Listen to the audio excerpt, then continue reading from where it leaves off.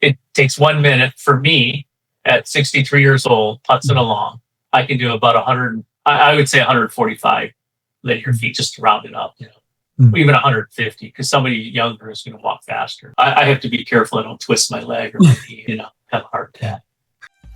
Recently, I recorded myself weed whipping and edging 6 properties that I service on the same street. I have been recording myself and my crew for over a decade now, and it's not just for content. In fact, the content came after. The first and main reason I record my jobs is to track timing and efficiency, to improve the training of my crews, and to price accurately every time. If I know exactly how long it takes me to mow, weed whip, edge, and blow a property, I can break that down into 1,000 square feet, and then I can know how long any property will take me.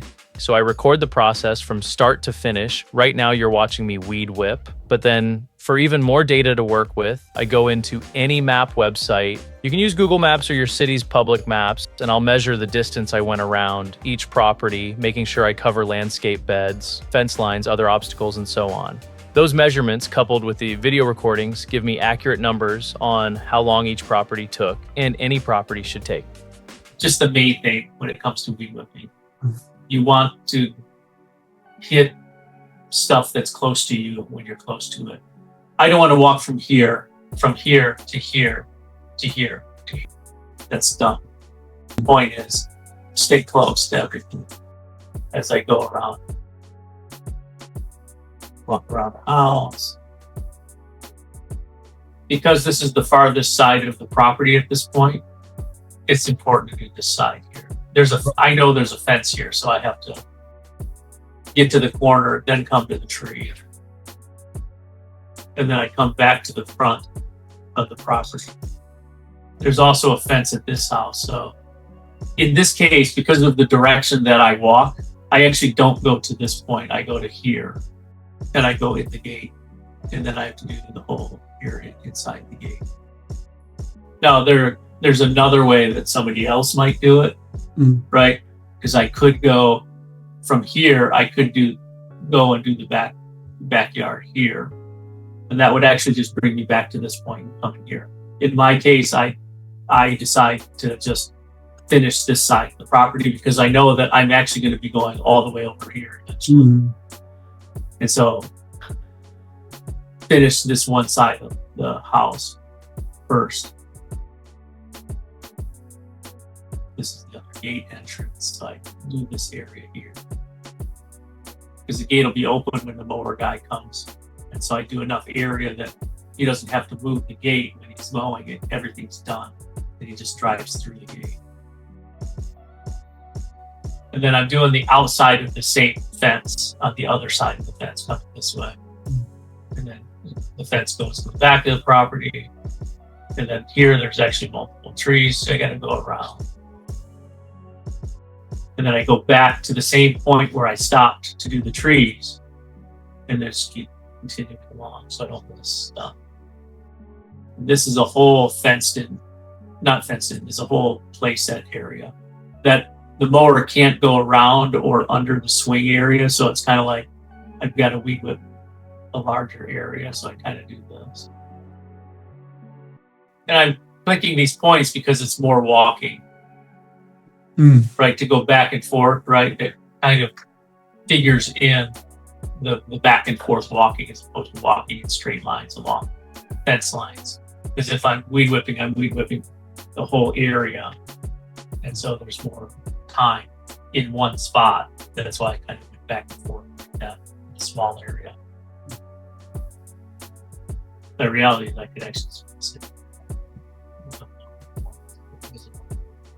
But anyway. So now I'm back outside the fence. And so I come out to this. Now, the other thing that I could have done was when I was here at this point, I could have come out to this area, did this landscape done already. Just because it's the closest point there. But I'm here. And these are different decisions that you make to reduce the amount of walking time, right? So I just pointed out I come out to do this. The other thing I could have done, since I did, I came out to here. So now I come to this point here. And then here I'm back at the fence, start working my way down the fence, but there's a tree right here. Right. And I'm back at the fence, and then just keep working down the fence line. There's a tree right here.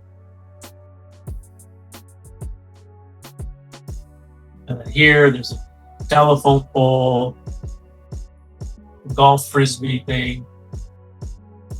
So, to be honest, this is not how I did this when I was there yesterday. What I did was I actually went here, went all the way down the fence, did this, and then came over to the trees, did the trees. It's not too bad because I'm not really, there's so many things that I have to go around anyways. So that would be another thing, right? So in order to keep things as organized as possible, right? When I went here, I didn't come right over here because my objective is to keep everything so that when I'm moving from basically east to west on these properties, is to make sure that everything is completed as I move. So that I don't have to go back over here somewhere, some other spot, right? I don't have to redo anything. I just have to decide. Now, of course, I'm the owner, so I'm thinking this way. This is how to do it. Somebody who doesn't really care as much about time, they don't mind walking from here to here because they get paid by the hour, right? So they could walk from here to here to here to here, however, we actually train for this. This is how you do it. And that's why we have the numbers that we have, because we know how long it takes to mow a property. We know how long it takes to weed whip an area. We know how long it takes to edge an area. And we know how long it takes to blow. And so we can measure if work is being done efficiently or not. That's the essence of it. So now I could go do these trees, right? And go this way, but that screws up this house. So if I do this tree and I come up and I do around the deck that I built, no, that's not, it's the next one. And then I go back to this point over here where I had changed. And then I start working my way here.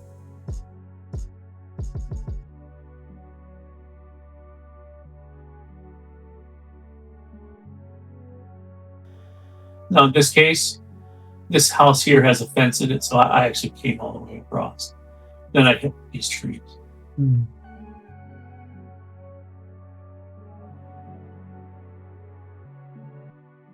in this case, there's a sidewalk back here. So what I did was I just came here to the deck.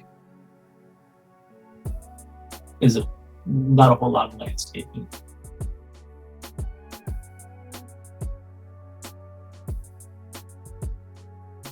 And then I just property back at my point here. Actually, I would have done it differently. I would have stopped here, did the trees, because this is a fence, and then because now I got to go back to this point. That's actually, I walked here. That's not particularly efficient. It would have been better if I stopped here, did these trees here, and then continued from this point up this house. And that's actually what I did.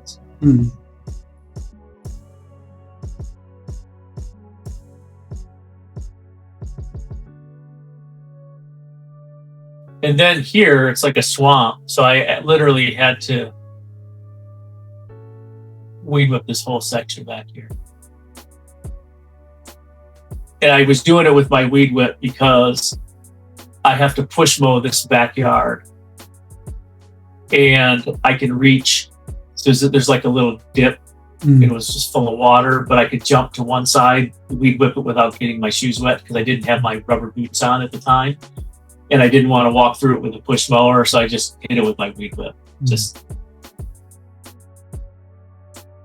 And then basically from here, I was parked right here. Generally what I do is then I walk the perimeter or the front and I'll hit mailboxes and signs and trees out here.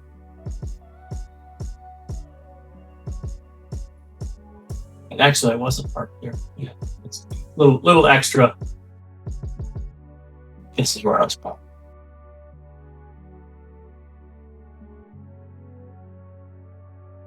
And when I did the numbers, when I did the math, it basically was 5 minutes, 6 seconds to do. The camera shut off after 5 properties. So it still worked out. Like when I did my house or I did measurements for weed whipping, it's still 6 minutes for most of these properties. And then it broke down to about 142 linear feet per minute. That's just how it worked out. So it didn't really matter the linear feet per house. Right. Then I don't have to have the sort of exact measure. So I could measure any house, and I know that